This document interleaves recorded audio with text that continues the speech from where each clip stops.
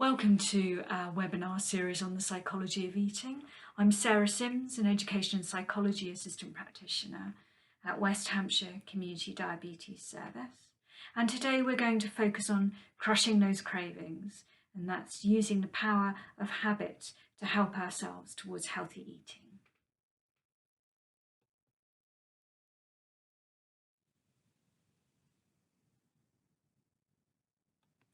So this may be a familiar situation to you. Many people find themselves in this place where they gain some knowledge about healthy eating and they make a plan and they know what they're meant to be doing, but they're finding it's just so hard to stick with. Those cravings won't leave them. The cake is still more tempting than the apple. So today we're taking a bit of a different approach to our other webinars and videos. We're going to be looking at how we can help ourselves to stick to those good intentions. And this involves looking a bit at how our brains work and how habits form and how we can work with our brains rather than against them.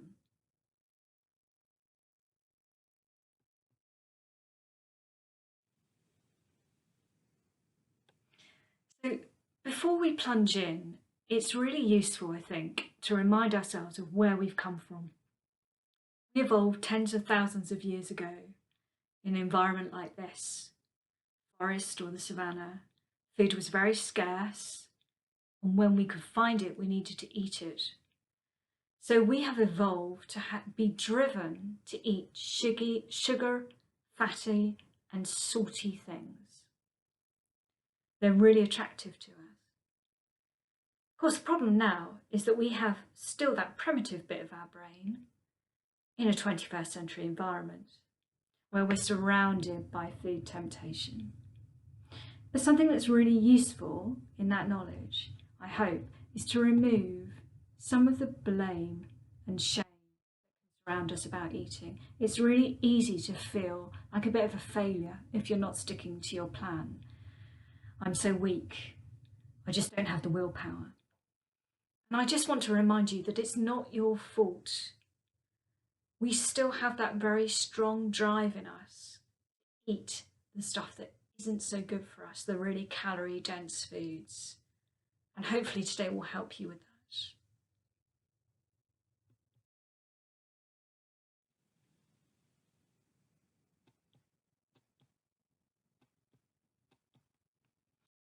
So eating unhealthy things is really just another habit, and it might be useful to remind ourselves how habit forms. A habit that's good for us that we all do every day, brushing our teeth. Habits form when we have a cue, a trigger, and it might be waking up in the morning, stumbling towards the bath. And that cue leads to a behaviour, reaching for the toothbrush. The behaviour is rewarded. That taste of clean mouth, less visits to the dentist. So behaviours that are rewarded are repeated. You keep brushing your teeth because you get the reward. And pretty soon a very strong habit loop forms. Let's look at how this has worked for unhealthy eating. So you have a cue, your trigger. It might be an activity. So many people tell us, end of the day, sitting in front of the TV is real time for temptation.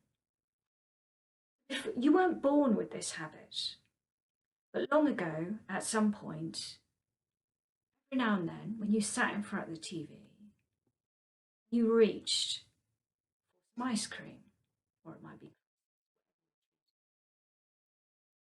You got a reward for that. Chemicals are released when we eat nice food. We get a dopamine hit. That's to guarantee that we'll keep eating the nice food when our body really needed those nutrients. Maybe you get a bit of distraction. Because you got that reward, that behaviour is repeated, so that now, before even thinking about it, TV means eating ice cream, and then you get the reward. Well, the cue might be a feeling. So, Feeling low or lonely, all of us go through this at different times.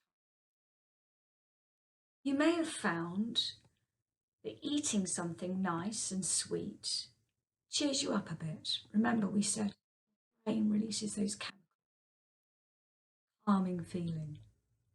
So pretty soon, the feeling of being low becomes a trigger for that behavioural eating and getting that calming feeling. And you can see now why those habit loops are so hard to break because of those rewards you're getting.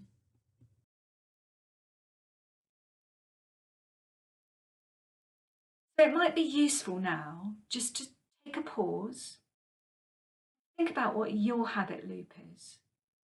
Think about the last time you ate something for any reason other than feeling physically hungry. You didn't have that empty feeling in your tummy. You just fancied something, you had a craving for something. Have a think about what the cue was. Was it a feeling, an activity, a social situation, a person? What was your behaviour? What did you eat or drink? And what reward did you get from it? Just jot that down.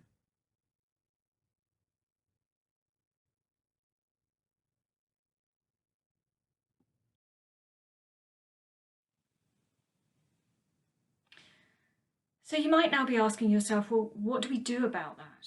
Is the answer to take away all of those bad habits? I'm suggesting the opposite. The answer, research shows us, is to actually harness the power of habit. Why? Because our brain loves habits. Willpower is actually a really limited resource. We run out of it. Whereas habit takes far less energy for the brain. It's estimated that up to 45% of our activities each day are habit. So what you want to do is learn how the habit forms, think about what purpose the habit is serving, and put something else in its place. And I'm going to give you some tips about this. And they all relate to the acronym RADAR. Here we go.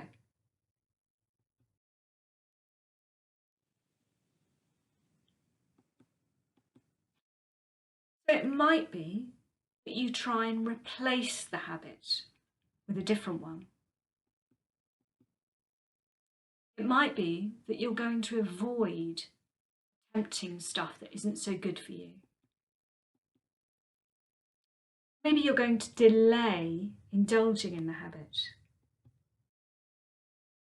Maybe you're going to make it easier, more accessible for you to stick to the good habit.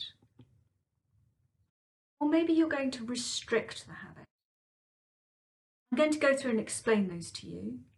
And have a think as I'm going through which might work for your life.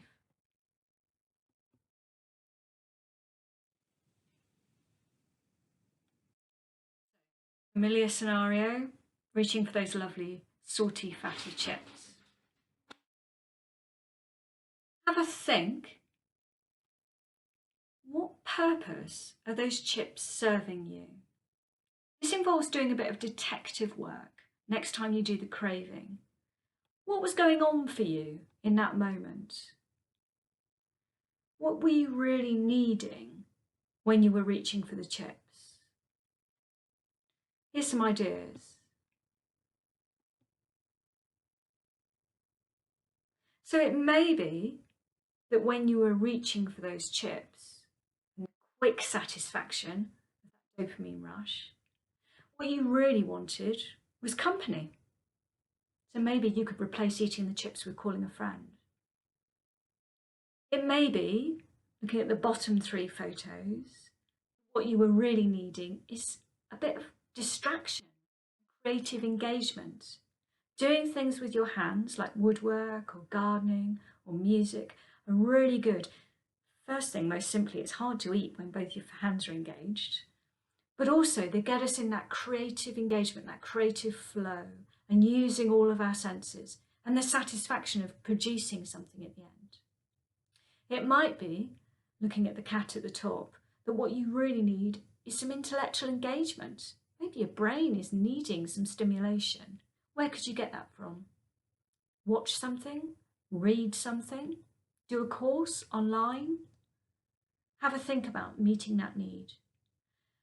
And lastly, top left-hand corner, and this is very common with lots of people, they find when they do their detective work that what they're really needing is rest.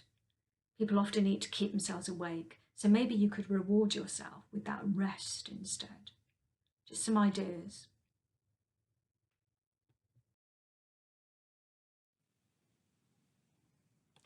Okay, another tip for changing your habits to something more positive.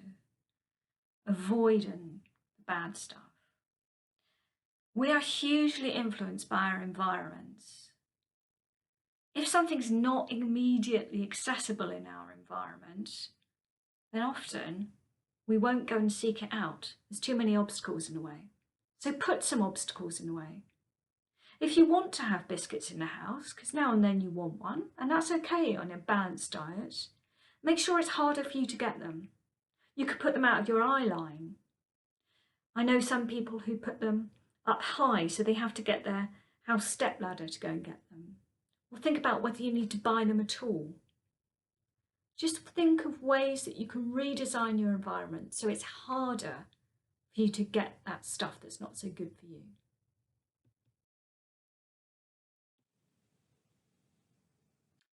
So delay. I'm going to introduce something to you now that we call surfing the urge. When people have an urge for a food, they often feel that the only way to meet that is to give in, to eat the food. There's no other way that feeling will go away. Actually, research shows us that if you can surf it out, if you can wait, eventually the urge leaves of its own accord. You don't need to take any action. So it can take between 15 to 45 minutes for that urge to go. Ideally, distract yourself for that 45 minutes. But if that feels too hard at the moment, break it down, make it something easier. Just try delaying for 10 minutes. You may still eat that food at the end of those 10 minutes, but it's building up your resistance muscle.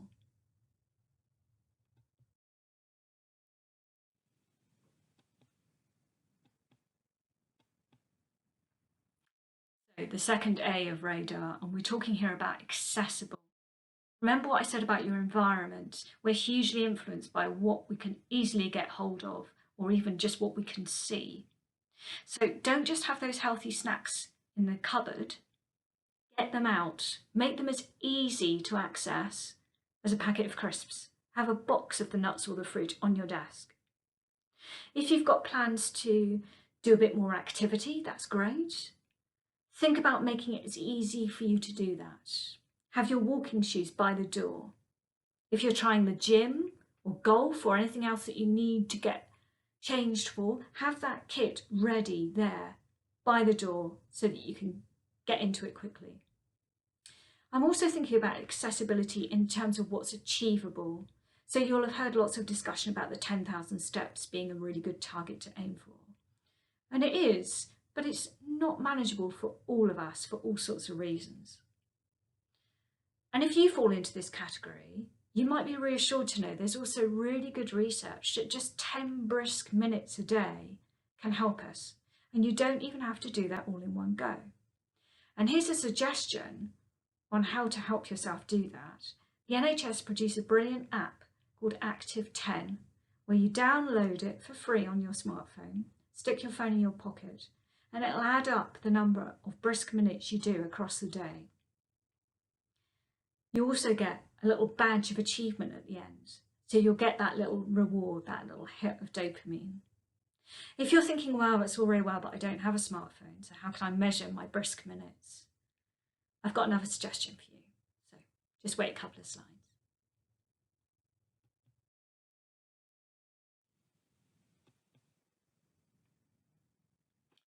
Okay, here, restrict. I'm not talking about restricting what you eat. It might be too hard at this stage. I'm talking about restricting where and when you do it. So going back to that eating in front of the TV, if you naturally reach for a packet of crisps, tell yourself you can still have those crisps. You might want to make a little rule about where and when you can have them. See what's right for you. So it might be all of my food has to be eaten at the dining room table. I can have it if I want it, but it has to be done at the dining room table. So next time you get the urge to eat the crisps in front of the TV, you turn off the TV, get up, go to the dining room table, eat the crisps, and then come back. Partly that's just about making that activity less pleasurable for yourself, but it's also about breaking the association between TV and crisps. And you'll be amazed at how powerful that can be.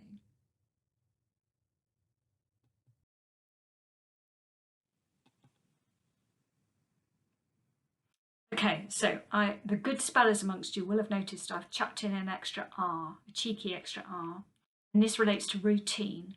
We are all creatures of routine. We're much more likely to do something if it happens at the same time every day, and if it has an external cue.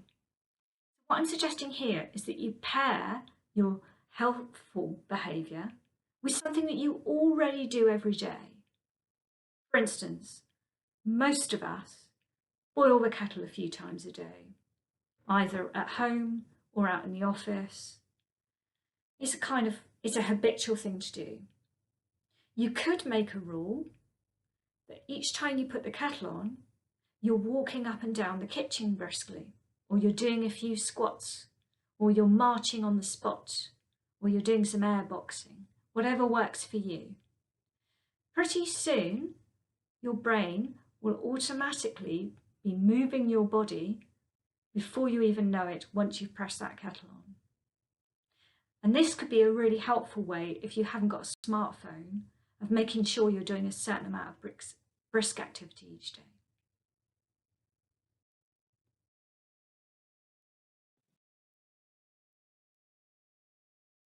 So what I'd really like you to do now is, and it might be helpful to actually write this down, just have a think back over radar, go back over the webinar if you need to, replace, avoid, delay, accessible, restrict, and the cheeky extra routine.